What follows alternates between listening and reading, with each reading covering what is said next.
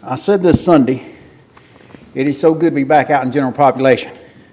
Down and blocked off for a couple weeks while we had COVID. It's so good to be back. It's good to be with you tonight. Appreciate you being here. The first week I had COVID. I'm sitting home on Thursday, and y'all are here, and y'all know me and Jimmy, we've been buddies forever since high school, and I'm listening to Jimmy, and man, is he being transparent. And I'm thinking, does he remember this is broadcast on the internet? And I'm thinking about Beckley, about how there's such transparency, such a good thing.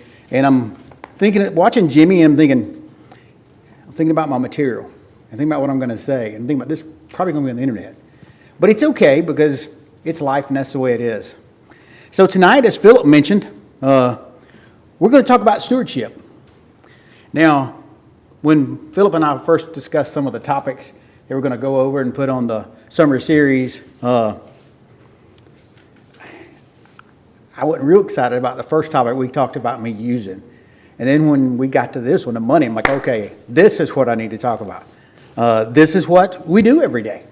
Every one of us do this every day. And we do this more in my office when it comes to money. Stewardship defined. Look it up in the dictionary. It's going to say the job of supervising or taking care of something, such as an organization or property. And I think if I hear one person that said this verse more than anybody, it's Bobby. He reminds us every so often that everything belongs to the Lord.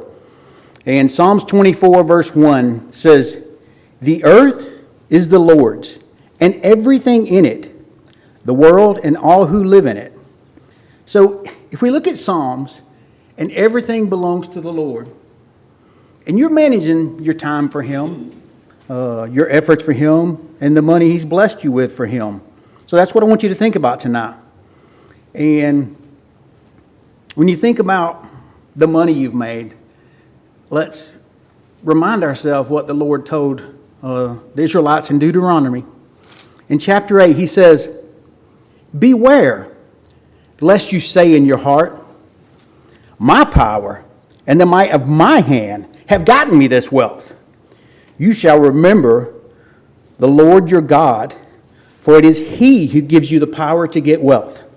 So understand, we never need to be prideful about money we've earned or money we've made, because the Lord gives us this ability. Now, managing God's blessings in your life, anytime you manage your time or your money, it's a good thing to stop and say, is that what the Lord would want me to do with that? Am I using my time now how He would want me to do this? Am I using my money now how He would want me to do this? Generally, preachers, they always stand before us and they talk about our behavior and they talk about our time, and they address those things most of the time. Tonight, we're going to drill in on the money aspect. A couple years ago, we had an online study of Ecclesiastes. And we're reminded over and over in Ecclesiastes to enjoy the blessings that God has given us. Be thankful. So tonight, I want to go through 5 rules that I promise you, if you follow these 5 principles, your financial life is going to be better. Your ability to be more pleasing to the Lord is going to be better. These are all biblical principles. I didn't do this intentionally, but when I looked at it and I started reviewing it, every one of these things, we start out with a verse in Proverbs. I got to the end of that and I thought, you know what, if you just read Proverbs once a month for a year, at the end of the year, you're probably better off than most of the world when it comes to your finances. I want to start by telling you what money's not. I want to be clear about this. Money has nothing to do with your self-worth. We all have a net worth, a bottom line.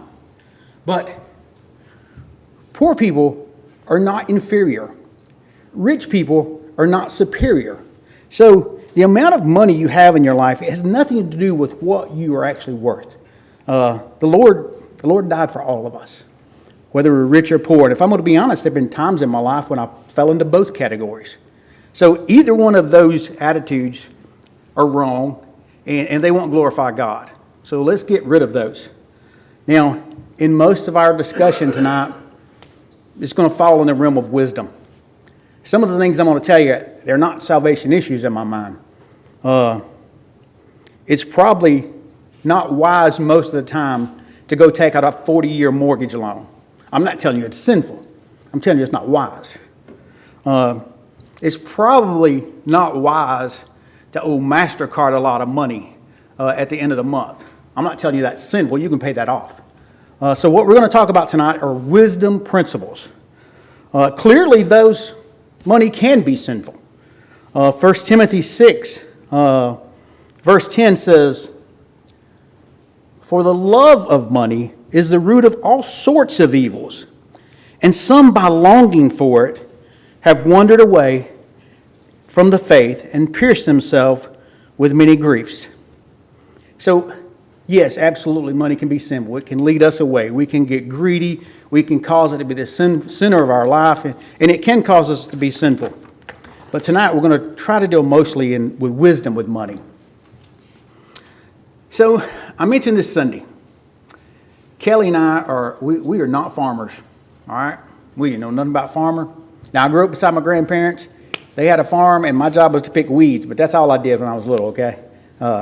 Kelly and I, when our kids were little, we wanted them to do a little work, reap a little benefit, and learn a little bit about things. So we planted a garden, corn and cucumbers. We had no idea what that was going to produce. You reap what you sow. And we had the kids. I don't remember everything in my life, but there are times that are just so joyful you'll remember them. I remember when we put the kids to bed, we'd have them pray for that garden. Those prayers were answered. We had more corn and cucumbers than we knew what to do with. We made a lot of pickles. Me and Kelly, we didn't can. All of a sudden, we got to start canning. We got to get rid of this stuff. We can't give it away. So tonight, I want you to keep that crazy thought in your head that you reap what you sow. If you plant corn, you're going to get corn. You plant cucumbers, you're going to get cucumbers. And the only way to change that is to literally plant something different. If we wanted tomatoes, we go plant tomatoes. So our habits are going to produce our actions. All right, so the first principle I want you to think about tonight, and these are building blocks, okay? If we do the first one, the second one's going to be easier, the third one's going to be easier, and the last one's going to be a blast. It's a lot of fun. The first principle is you need a budget, all right? You need to know where your money is going, not after it's gone. You need to plan for this.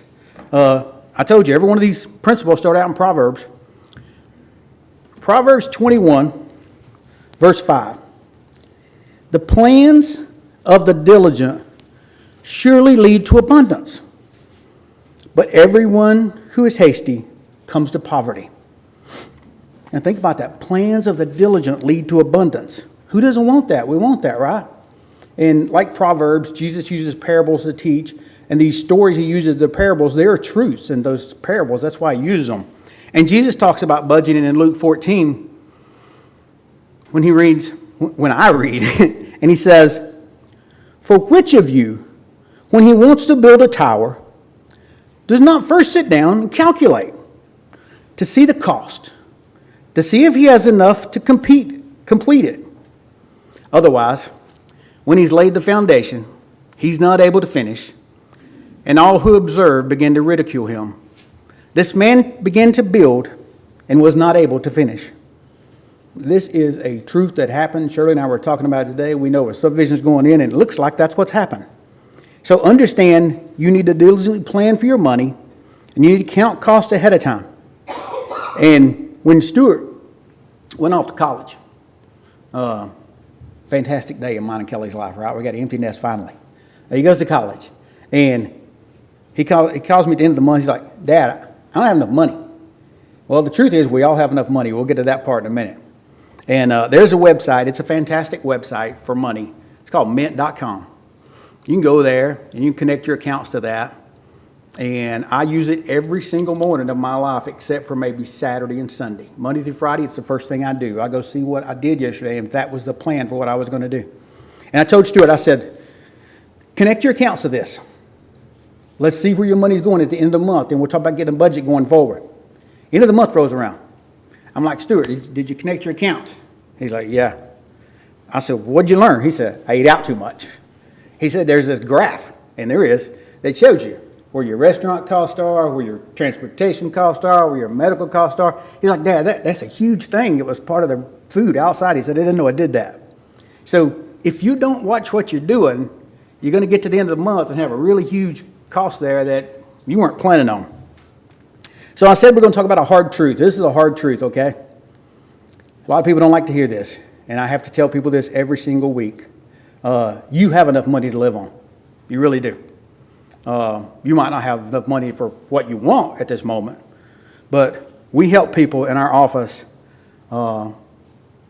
who have very little income.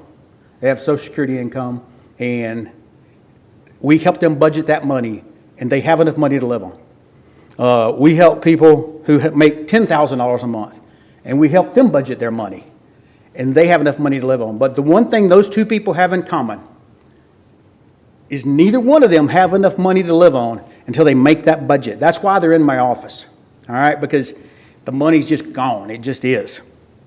And most of the time, like Steward, before he figured out he had that big pie chart going to food, they really don't know where it's going. So the hard truth is tonight, I'm going to say hard truth a couple of times tonight. You got enough money to live on. You just got to learn to budget your money and spend it where you need to spend it. I promise you, it's easier for the guy that makes $10,000 a month and comes in my office than the person that's on Social Security income. But it's manageable, okay? It's doable. Another thing about the budgeting, I don't think we should expect God to bless us with more money if we're really lousy with the money we have. If we're not a good steward, why would he bless us with more? We can see that in the parable of the talents, that concept. Matthew 25, verse 28. It's so towards the end of that talent, he says, so take the talent from him and give it to him who has 10 talents. For everyone who has will be given more, and he will have an abundance. But for the one who has not, even what he has will be taken away from him. And cast the worthless servant into the outer darkness, where there will be a place of weeping and gnashing of teeth. Later on in Luke 16, we see the principle of the dishonest manager. It's kind of the same thought process. It says, one who is faithful in very little will also be faithful in much. And one who is dishonest in very little will be dishonest in much. If then you have not been faithful with the unrighteous wealth, who will entrust you with true riches? And if you've not been faithful with another's, who will give to you that which is your own? So that first principle, you got to build a budget. You got to plan for your money. A budget's you telling your money where it's going to go, not at the end of the month figuring out where it went. The second principle, and you build that budget that's going to be easier, is without a doubt so very important. You got to get out of debt. It's going to be a little transparent here in a minute because I didn't always do this right. Proverbs. I said we're starting out with Proverbs every night. Proverbs chapter 22, verse 7. The rich rule over the poor, and the borrower is slave to the lender. Some verses I just like more than others, and we're going to read that again. The rich rules over the poor, and the borrower is slave to the lender. Why do I want to read that twice? Because I'm convinced it gives a whole new meaning to the term MasterCard. All right? I mean, that credit card's named appropriately. MasterCard. The rich rules over the poor. Haley and I, in our office, we always deal with secured debts and unsecured debts. That's the language we talk at work. I never realized the Bible talked about secured debts until I started getting ready for this. Proverbs 22, chapter 26 says, be not one of those who gives pledges, who put up security for debts. If you have nothing for which to pay, why should your bed be taken from underneath you? Dropping on down to Luke, the next in the New Testament, chapter 16, where we were earlier. No servant can serve two masters, for he will either hate one and love the other. He will be devoted to one and despise the other. You cannot serve God and money. Now, I said I did this wrong. Let's talk about how I did it wrong, okay? I was 12 years old. I got my first job. I worked at the Golden Pantry. That's about a mile from the house.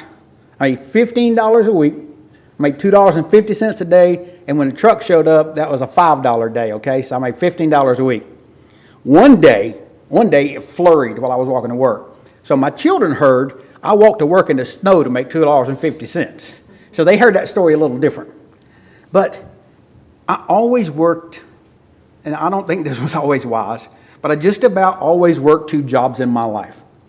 I was always doing something extra on the side. I was always running a business. I was always trying to make money. Kelly and I got married in 1989. We filed a joint tax return the next year.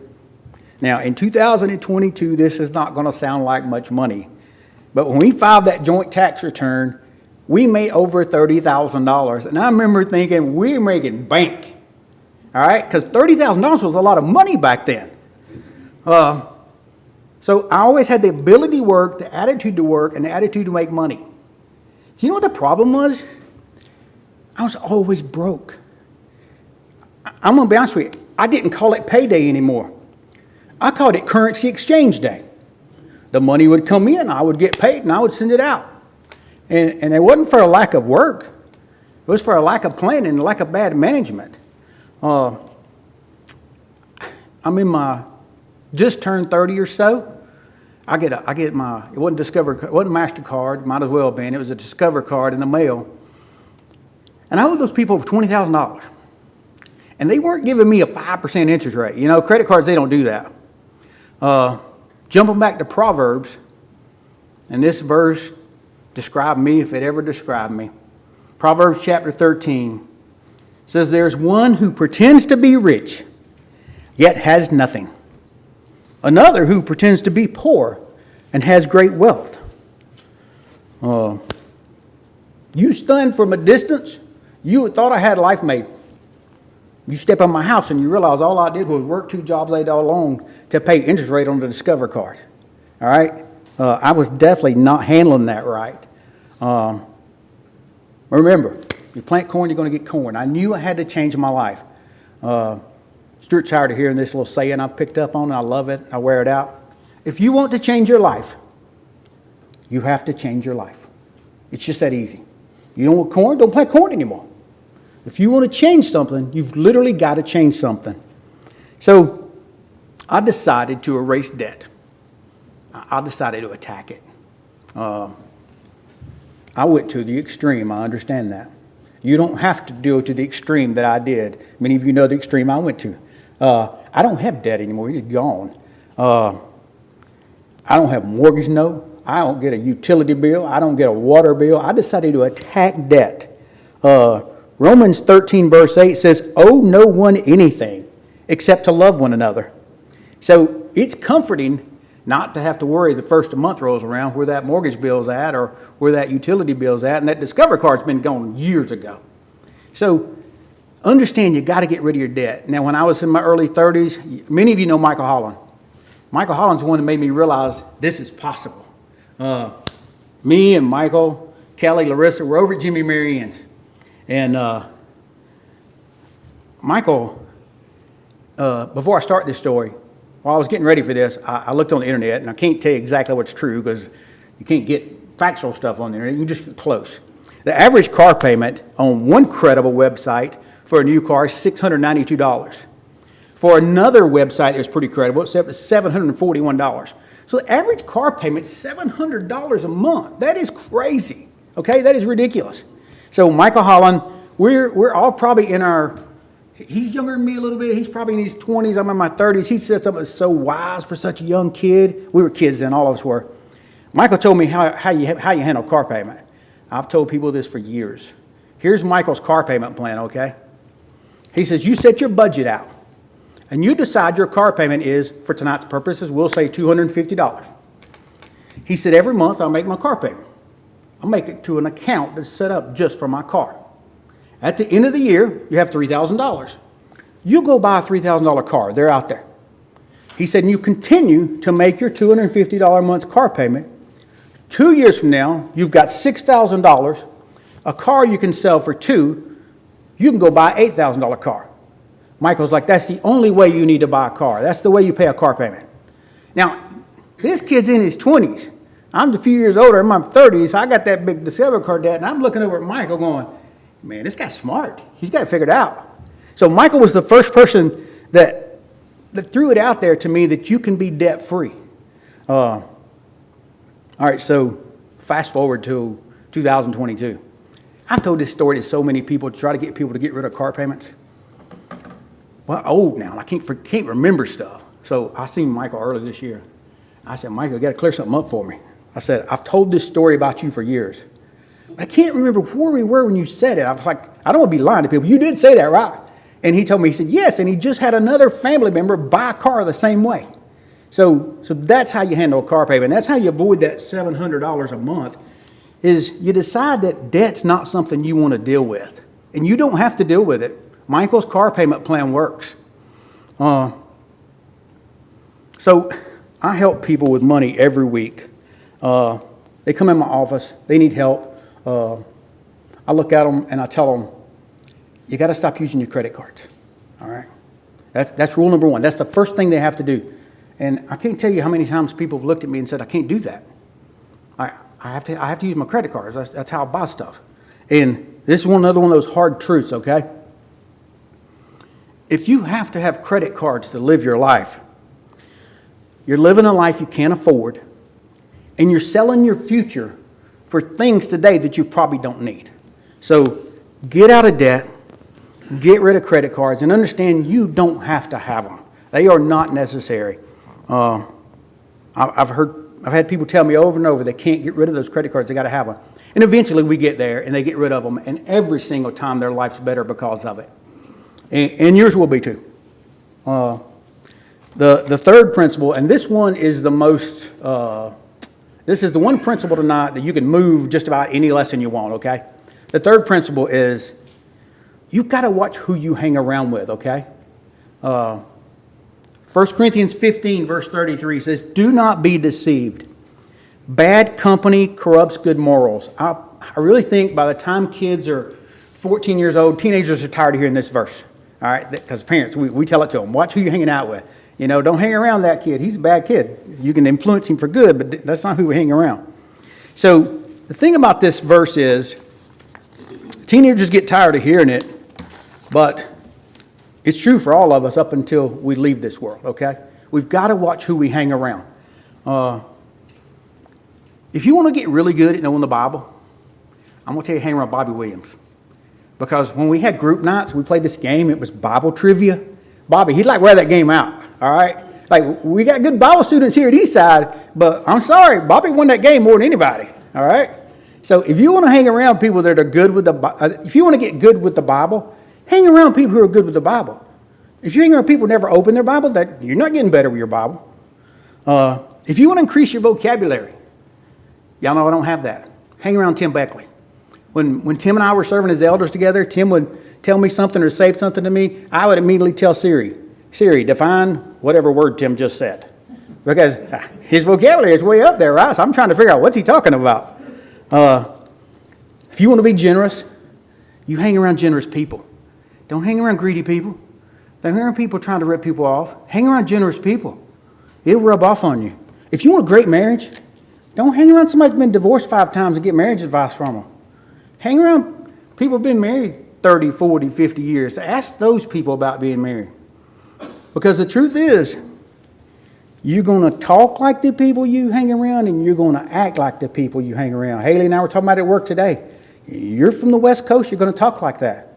You're from Louisiana, you're going to talk like that. You're from Boston, you're going to talk like that. If you're from the South, you're going to talk normal. All right, everybody else talks different. So you're going to be like those people. That it's always true. It's always been true. People you hang around are going to change your life. Andy Bethea and I, we really didn't spend much time together. We spent a little time together. He'd been to our house. We'd been to his house until we started serving as elders together. And man, did that change. I spent a lot of time with Andy. I joked, in Toy Story, it says Andy on the bottom of the shoe for the toy because all the toys belong to Andy. I told Kelly, I said, write Andy on that shoe when I go over there tonight because I was spending time with Andy. And I want you to understand, I want to point out that Andy, Tim, and Philip, I spent a lot of time communicating with these guys, talking with these guys, and every one of them drastically changed my life. Why? Because I'm spending my time with them. They changed my life at work, in my business, in spiritual things, and in my home life. Andy's really good. He's a really sharp businessman. He knows how to make a decision, and he's fantastic with Excel spreadsheets. When I get to my office, sometime within the first hour, I open up 3 Excel spreadsheets. I didn't know what a pivot table was until Andy Bethea, but he changed my work aspect. I got some great pivot tables at work. These people change your lives that you hang around with. Tim Beckley. When the Bible class teacher's teaching Bible class, and he says who wants to read, for years I would look down and hope he didn't call my name. I just didn't. And when I would call my name, I'd read real fast and get through the verse as fast as I could.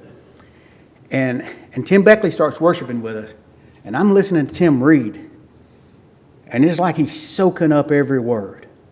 And I'm like, I want to read like Tim. So I got to listen to him, and the difference between me and Tim was I was just getting through the words as fast as I can, and Tim was slowing down and looking at what he said and reading what he said. And so I had him help me a little bit. And now I'd love to read what the Bible class teacher calls on me. Why? Not because I got better on my own, because I was hanging around Tim. He's really good at reading out loud. I'm still not Tim or Jared Saltz, but I'm not ducking my head like I was before, hoping I didn't get called on. Philip and I, we've been serving together for a while now, and I told y'all Sunday I wouldn't be long-winded, and if this goes long, it's Philip's fault, because the first time I filled in for Philip teaching a Bible class, he said, I'm going to send you my notes. He sends me like 20 pages of notes. I'm like, dude, this class is 40 minutes long. And normally, I got one piece of paper, and I got some notes, and I'm going to go over it. But I'm looking at Philip's notes, and I'm thinking, this is a man that's put the work in. This is a man that's prepared. And I never created notes like this before. But you hang around good people, you'll pick up their good habits. Now, on the other side of that, I do not go to a restaurant now without looking at the menu to see what kind of tacos they have. If I'm hanging around Philip, I get a menu. I may not order the tacos, but I want to see what kind of tacos they got. Kelly fixed a wonderful meal tonight, and I told her, I said, Kelly, we can make tacos out of this. And I'm certain, I'm not hanging around Philip the last year or two, serving together. I'm probably not thinking about tacos. But the point is, guard your circle. All right, the people you hang around with, they're going to influence you. Pay attention to who you hang around with. If they're influencing you the wrong way, distance yourself a little, strengthen yourself a little, and then go try back and help them later. But guard your circle. The next point. Now, if you do those first 3, this one's pretty easy, okay? But if you don't do those first 3, you're not going to be able to do this one. All right, you gotta budget your money. You gotta get rid of your debt and hang around people that teach you how to be generous. And this fourth part, you gotta save your money. You gotta invest your money, okay? And we're gonna start with Proverbs again. And I don't want anybody to raise their hand, but I want you to think about yourself while we're reading this verse, okay? Proverbs chapter 21 and verse 20. I'll read 2 different texts on this same verse. The King James Version says, precious treasure and oil are in a wise man's dwelling, but a foolish man devours it. Another version says, there is treasure to be desired in the oil in the dwelling of the wise, but a foolish man spends it all. Now, at the end of your month, when you've been paid and lived your month and bought your groceries and paid your bills, how's that verse going to fit in your life? Are you going to look like the wise man who stored something up for a rainy day? Or are you going to look like the foolish man who spent it all and devoured it up? If I'm going to be honest, I already have told you once I was the foolish man. I spent every nickel I had. It wasn't exactly true. I would earn $10 and spend 11. That's how I got that big credit card debt. So early on, I was like the foolish man. The goal is not to beat myself up for being that guy. The goal is to be better tomorrow than I was yesterday. So look at that verse. Ask yourself honestly at the end of the month, am I the wise guy in the beginning of that verse or the foolish guy in the end of that verse? Because we need to save money, because I'm telling you, bad times will come around and get you. You need to save money for a rainy day. It's happening. I had this silly thought in my head in about 2017 and 18. I did have this thought. It was ridiculous. I remember thinking, man, I got a lot beat. This is it. We got it made now. It's going to be okay. I don't have to worry about this like in my 30s before Michael Holland told me I didn't have to have debt. This is okay now. And then what happened? Well, the pandemic come around and business just went down the drain. Now, if I had been the guy in my 30s, it would just have been ugly, okay? It would have been really ugly. But because I spent years saving for that rainy day, I didn't have to. I had to figure out the best way to make payroll. But because I spent years doing that, we're able to do that. So don't be prideful and think, hey, it's never going to be a rainy day. That rainy day is coming. Ask yourself, when that rainy day gets here, do you want to be the guy in Proverbs that stored up treasure and oil? Or how's it going to work out for you if you're that foolish man in Proverbs that devoured it all? So save and invest that money. That rainy day is coming, no matter how silly you are in 2017 and 18 and think it ain't. It's coming. So these things are building blocks, right? And if you build on each one of them, the next one gets easier. If you fail on each one of them, they all get harder. So put those first four things together. And I told you the last one's the most fun. There's no doubt about it. If you budget your money, you get rid of your debt, you hang around good people, learn their good qualities, and you save for that rainy day, you can be generous. And it's a whole lot of fun. And we're going to go back to Proverbs again, chapter 11, verse 25. It says, a generous person will be prosperous, and one who gives others plenty of water himself will be given. Let me read that again. A generous person will be prosperous, and one who gives others plenty of water will himself be given plenty. Proverbs, the 3rd chapter. Don't you love that? Chapter 11 there. A generous person will prosper. If you give plenty of water will be given to you. You know, you don't have to hoard every nickel you have. Be generous. Proverbs, the 3rd chapter, in verse 9. And it says, honor the Lord with your wealth, with the first fruits of your produce. Then your barns will be filled with plenty, and your vats will be bursting with wine. Honor the Lord with your first fruits of all your produce. Y'all have heard me over and over again stand here at Eastside and talk about how we need to be a cheerful giver. I stand by that. That's absolutely right. But tonight I want to twist that just a little bit. And I need to make sure when I'm being that cheerful giver, I'm not cheerfully giving what I got left. You know, I done spent all my money on everything else. Now I got this little bit left. I'm going to cheerfully give this to the Lord.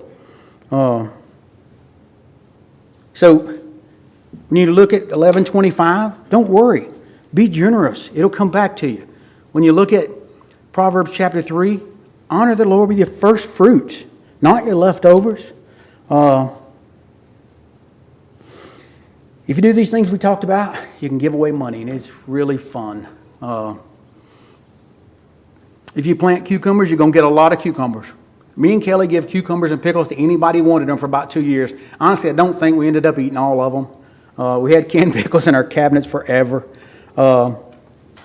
If you budget, you get out of debt, you hang around good people and save money, you can be extremely generous. Y'all already know this. I was able to take 12 people to Hawaii last year. It was a whole lot of fun to take people that you want to tell them you love them, you want to tell them you appreciate them, and to do something for them. It's fantastic. Without putting those building blocks together, it's hard to do those kind of things. Now, I want to stop for a minute and talk about some really good, generous hearts we have here at Eastside. There's quite a few of you, when the hurricanes hit in Texas, called me right away and said, hey, we got brethren out there we can help. I watched people at Eastside throw money together to buy a family a car. I'm convinced we've got good, generous people here at Eastside that love each other. It makes me wonder if all of us followed all these principles, how much more generous could we be? It's one of those questions I don't really know the answer to. I think it's safe to say we could be more generous. And truthfully, no one, as much as we try, no one's more generous than the Lord. Genesis 1, chapter 27 said, so God created mankind in his own image. The image of God, he created them. Male and female, he created them. We're made in God's image. He's so generous, he sent his son to die for us.